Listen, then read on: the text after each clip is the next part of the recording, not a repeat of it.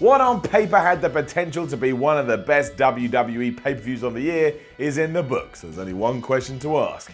Was it good or was it bad? Or more specifically, should it get some ups or should it get some downs? There's only one way to find out, and that's to go through each segment and judge it with a giant hammer so we know if No Mercy was an up or if No Mercy was a down.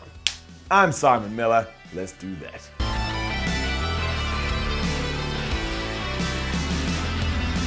We're going to do this out of order because there's only really two matches you want to talk about, let's be honest. So we're going to start with the main event between Braun Strowman and Brock Lesnar for the WWE Universal title, and you know what?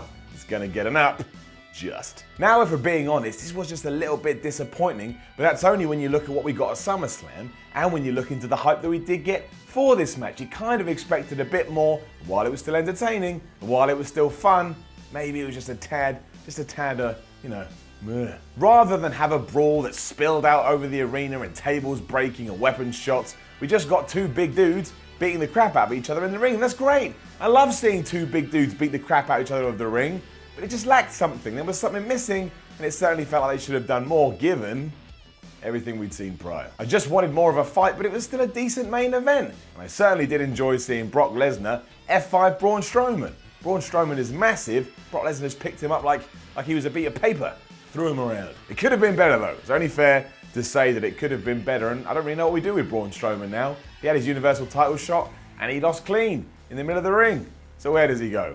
Find out later, I guess. It did get an up though, and I'm also going to give an up to John Cena versus Roman Reigns. Again, I don't think it hit the heights that WWE wanted it to, but they did book Roman Reigns like he was some kind of superhero, and I sat on my couch and I watched it, and I was thoroughly entertained. So yeah, it's getting it up. Not only did Roman kick out of all the AAs imaginable, which means John Cena surely now needs to come up with a new finisher, when he did hit John Cena with his own moves, e.g. the spear and the Superman punch, because he is a real life superhero as we just said, he won. Simple as that. So he slayed John Cena and shut him up after all those weeks of him running his mouth. So Reigns really did win in a very dominant way, and the subtext of this bout was that maybe Cena had lost a step and he was going to retire. Like he looked all pensive in the ring and he was sad, and he even got a thank you Cena chant, and he was touching the wall like, oh, it's going to be the last time I ever touch this wall. So you'd imagine, within the storyline at least, he's going to go away for a while, and he'll come back at WrestleMania, because of course he will. This was enjoyable, and it did finish with John Cena raising up Roman Reigns' arm as almost to pass the torch. So I guess we have to take Roman Reigns as our new proper babyface of the company, even though here, like all weeks, he was booed out of the building. I liked it, mind, and to have it on No Mercy of all things was like a good treat. What I didn't like, however, was Enzo Amore versus Neville. And that is, of course, a huge down, because my gosh, that absolutely sucked. The latest member of 205 Live did beat Neville to win the Cruiserweight Championship, and yes, it sucked. And it especially sucked because all he did was get his ass whooped for about 10 minutes, and then he kicked Neville in the balls and he pinned him. And that was that. Neville's no longer the champ, Enzo is. I never liked Enzo that much to begin with, but now he's being treated like a joke, but also has a belt around his waist. And what does that do for 205 Live? You've got a joke as your main guy.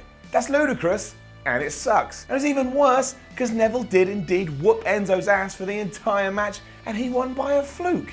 You know what that means, don't you? That's right, it sucked. It was rubbish, this. It was just rubbish. I don't care what anybody else says. It did nothing to light the wrestling fires within me, and I genuinely think it may have actually hurt the Cruiserweight division going forward. That's stupid.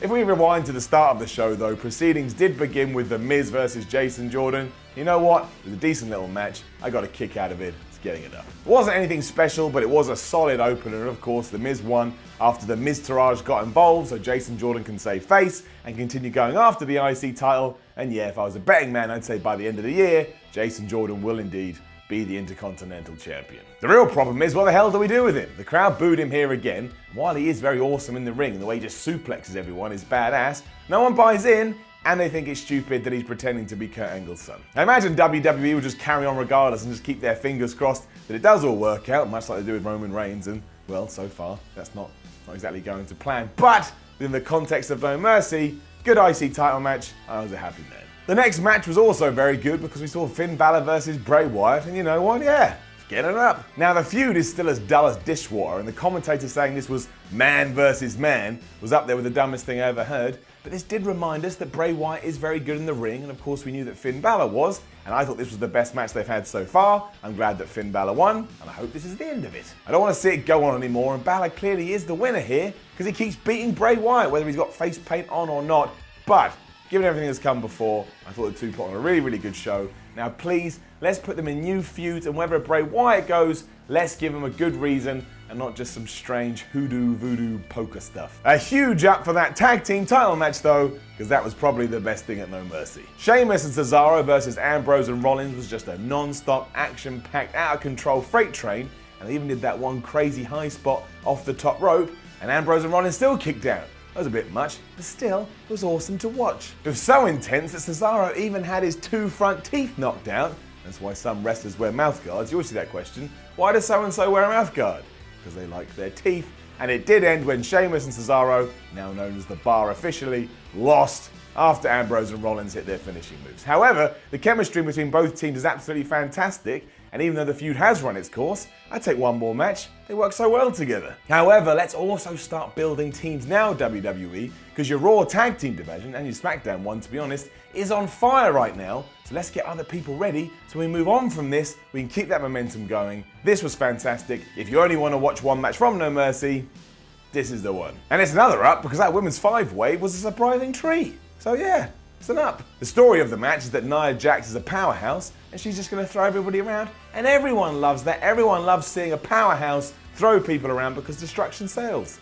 Destruction sells. The only problem I do have here, and this gets her down, is that Bayley took the pin. So we brought Bayley back from her injury early and we put her in this match so we could be reminded that yes, she's a massive geek. We didn't need to do that. Don't put her in the match. It was pointless. Solid stuff though this, and Alexa Bliss did retain after, yes, she beat Bayley. And it was a reminder that when we do stuff right, the women's division is in a very decent place.